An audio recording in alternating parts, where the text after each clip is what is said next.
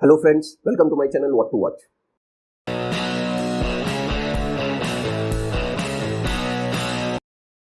चलो फिर आज की कहानी शुरू करते हैं। ये कहानी सिंपल है। 1800 ईस्वी 1800 उस टाइम में ईस्ट इंडिया कंपनी का ऑल ओवर वर्ल्ड में, ऑलमोस्ट ऑल ओवर वर्ल्ड में राज हुआ करता था। इंडिया में भी उसी का राज था। ईस्ट इंडिया कंपनी मतलब इंग्लैंड, यूके, अंग्रेज। लेकिन अमेरिका को आज़ादी मिल चुकी थी उस टाइम तक। तो अमेरिका और इंग्लैंड के बीच में थोड़ा वॉर टाइप का सिचुएशन चलता था। फिर लंदन के अंदर, इंग्लैंड के अंदर बोल सकते हो, प्रिंस का शासन चलता था। ईस्ट इंडिया कंपनी अलग थी, प्रिंस अलग था, और दोनों के मुठभेड़ भी चलते रहते थे। मुठभेड़ मीन्स आपस के मनमुटाव। एक मैदान में दो तलवार रहेगी तो जानते ही हो, होता ही है। तो ये सब पंगा चल रहा था। उसी टाइम में एक आदमी मर गया, डेलेनी नाम का। उस आदमी के पास एक इंपॉर्टेंट पीस ऑफ लैंड था जिसका नाम था नूटका आइलैंड। वो एक ट्राइब से खरीदा था काफी दिन पहले। वो मर गया। उसकी एक बेटी है, एक बेटा है। बेटा को लोग बोलते हैं कि वो अफ्रीका गया और मर चुका है। एक बेटी जिसकी शादी हो चुकी है। तो ईस्ट इंडिया कंपनी क्या करती है कि उस बेटी से अपने नाम पे वो आइलैंड लिखवा लेती है जैसे ही बाप मरता है। अब बाप के फ्यूनरल पे अचानक से बेटा प्रकट हो जाता है, डेड मैन अलाइव। अब क्या था कि बेटा का खौफ था लोगों के नजर में। लोग मतलब सोचते थे कि ये एक तो मरा हुआ इंसान ही आगे आउट करके, दूसरा कि इसके ऊपर डेविल का साया है, शैतान है ये। तो ये सब अफवाहें फैली हुई थी। अब ये बेटा होता है जेम्स डेलेनी। ये क्या करता है कि ऑटोमेटिकली अब आइलैंड तो इसके नाम पर, जैसे ही उसका बाप मरता है वैसे ही ये उत्तराधिकारी हो जाता है। तो अब जो है कहानी बदलना शुरू होती है यहाँ से। अब वो आइलैंड नहीं देगा ईस्ट इंडिया कंपनी को। वो सारा पॉलिटिक्स जानता है। आइलैंड क्यों इंपॉर्टेंट था? क्योंकि वहां पर चाइना के थ्रू डायरेक्ट ट्रेड हो सकता था चाय का।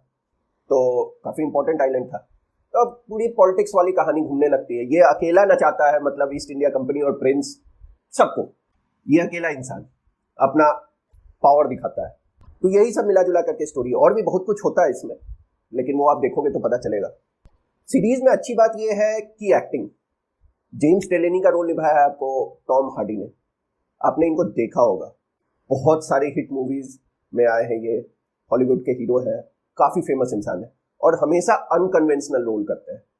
मैक्सिमम टाइम अजीब पागल टाइप वाला रोल सब किया है इन्होंने, और इसमें भी कुछ वैसा ही रोल है। इतना डार्क रोल है इनका, इनको देख करके आपको डर लगेगा। मतलब पूरा लोगों के बिलीफ पर एकदम खड़ा उतरे। गजब की एक्टिंग है। और प्लस साथ में भी जो इनके अच्छे अच्छे एक्टर्स हैं, जिनसे इनकी बहन, इनके कुछ कुछ एम्प्लॉय, वो सब भी बहुत अच्छा एक्टिंग की है। फिर डायरेक्शन भी अच्छा है, बट कहीं कहीं मुझे बीच बीच में स्लो लगा। कुछ कुछ चीज़, बहुत सारी चीज़ें क्लियर नहीं हुई। स्टोरी नॉर्मल है, ठीक ठाक है। ईस्ट इंडिया कंपनी के टाइम का सिचुएशन दिखाया गया है, क्या क्या होता था, कैसे कैसे पॉलिटिक्स चलती थी। सिनेमेटोग्राफी काफ़ी बेहतरीन लगी मुझे। रेनी सीजन का पिक्चराइजेशन किया गया है, ठंड है वहाँ पर, और काफ़ी अच्छी लगी। मतलब शूट एंगल, एडिटिंग, ये सब चीज़ बहुत अच्छी लगी मुझे। बहुत अच्छा फोकस किया गया है। और एक खास बात है इसमें, खास बात ये है कि यहाँ पर डायलॉग जो लिखा गया है वो अल्टीमेट है, जिसको जेम्स डेलेनी, टॉम हार्डी ने डिलीवर किया है। गजब गजब के कोट्स हैं। I am damned, my company is also damned, I came here to do foolish things. Ultimate quotes है।